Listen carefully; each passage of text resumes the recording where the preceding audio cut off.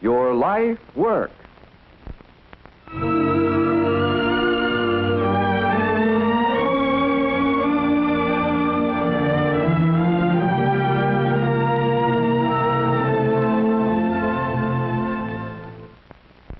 The miracle of high-speed wire communication is commonplace today.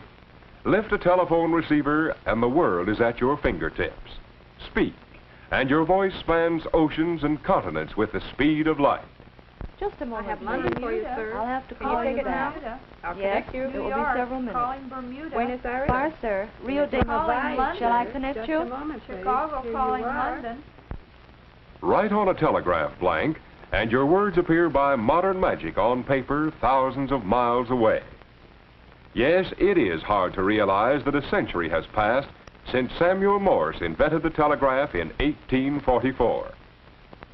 Early equipment was crude and handmade, but telegraphy made rapid progress as the years went by and went forward with America's expanding frontiers.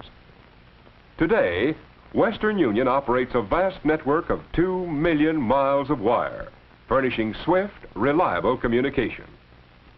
Financial quotations are transmitted from exchanges in key cities to ticker tape receivers in brokers' offices throughout the United States, Cuba, and in Canada. Each year, many millions of money orders, ranging from small sums to thousands of dollars, go over the telegraph wires. Even the nation's time depends upon wire signals from the official Naval Observatory. Day and night, in editorial offices everywhere, teletype machines bring in the news of the world for millions of readers. And every year, more than 200 million telegrams pass through the hands of operators in the traffic department.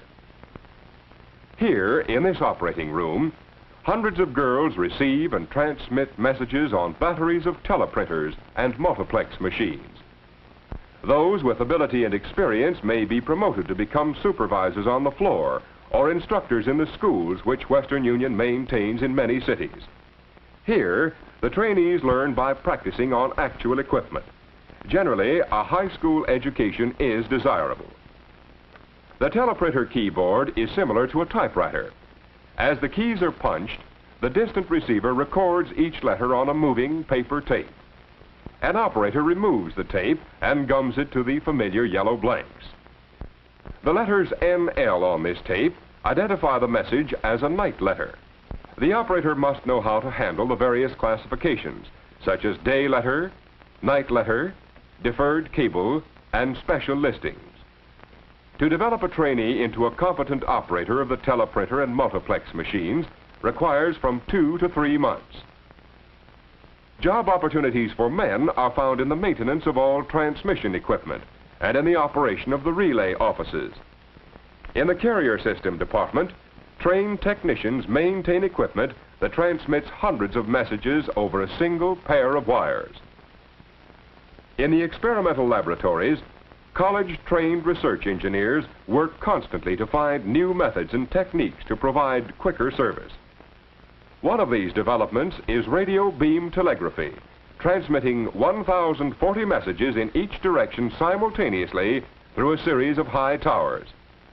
Another is the facsimile telegram, whereby a written message is dropped into a transmitter and automatically reproduced by a receiver.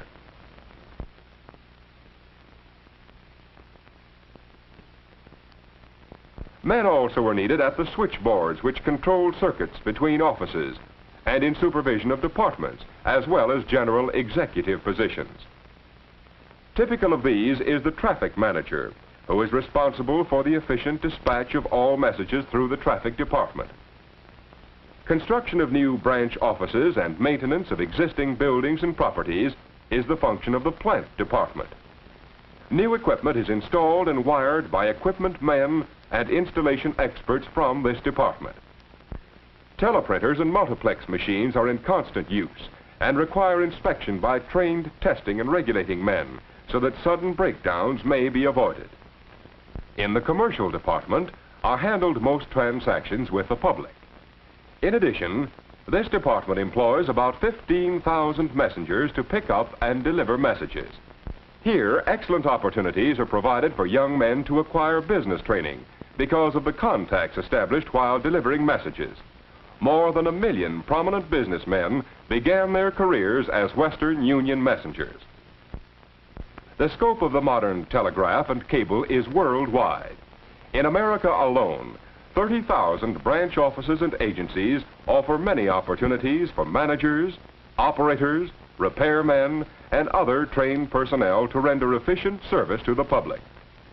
It's a far cry from present-day telegraph facilities, the early beginnings of the 19th century. Similarly, it's a far cry from the first telephone developed by Alexander Bell in 1875. In the early days, switchboards were operated by men, and service was crude. Today, modern facilities handle more than 100 million calls every 24 hours. These calls flow at the rate of 1,000 per second through a telephone network using enough wire to string a line to the sun more than 90 million miles away. This tremendous system provides job opportunities for 500,000 employees with a wide range of interests and capacities, from outdoor work with field crews to intricate research work in the experimental laboratory. To study these job opportunities, let's imagine that the town of Homeville is to receive a new and larger telephone exchange. First, the engineering department prepares the plans for the buildings and transmission systems and arranges for plant construction. Much of this technical work requires specialized training. Then, skilled craftsmen build lines, install equipment, and maintain it in operating order. After construction is completed, a large number of operators are brought in to staff the switchboard under the guidance of supervisors. These operators have been trained to provide courteous and speedy service. To be an operator, an applicant must have a clear voice, normal hearing, and eyesight. A high school education is an advantage. About 225,000 operators, the most important factor in efficient exchange service, are employed by all companies. They also handle all long-distance and special calls. Even in communities served by dial telephone and automatic systems, many operators are required for information and special service. With the traffic personnel on hand, the new Homeville Exchange is ready for full-scale operation. A clerical force is organized for computing charges for service, preparing and mailing bills, and collecting the money, as well as all other office work. Costs and income are analyzed, and statistics prepared for administrative purposes. Now, the new Homeville Exchange is a unit of the worldwide telephone network.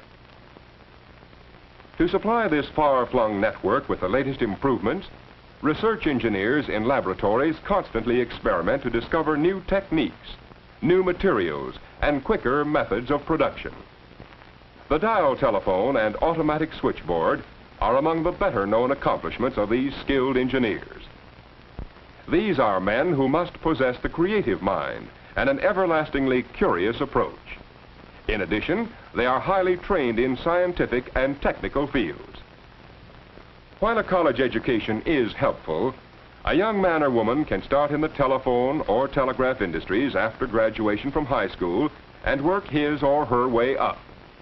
For technical work, an understanding of mechanical drawing, elementary electricity, physics, and mathematics is very important. All new employees in these industries are trained right on the job or in company schools to perform specific tasks. One of these special jobs is that of the lineman. His duty is to help build new lines and repair those which have been damaged. In the spring and summer, he fights storms of rain and wind. In the winter, there is ice, snow, and freezing gales. Opportunities in all jobs for promotion are plentiful because most companies prefer to advance their own personnel whenever possible. Dependability is an important factor in judging an applicant's aptitude. And just as the public depends on prompt service and communication, the telegraph and telephone companies, in turn, must depend upon reliable, capable employees to keep these nerve systems of our social and economic life functioning properly. Throughout the country, Men and women can find excellent job opportunities in the twin fields of wire communication. These are jobs with stable employment for a wide range of aptitudes and ambitions.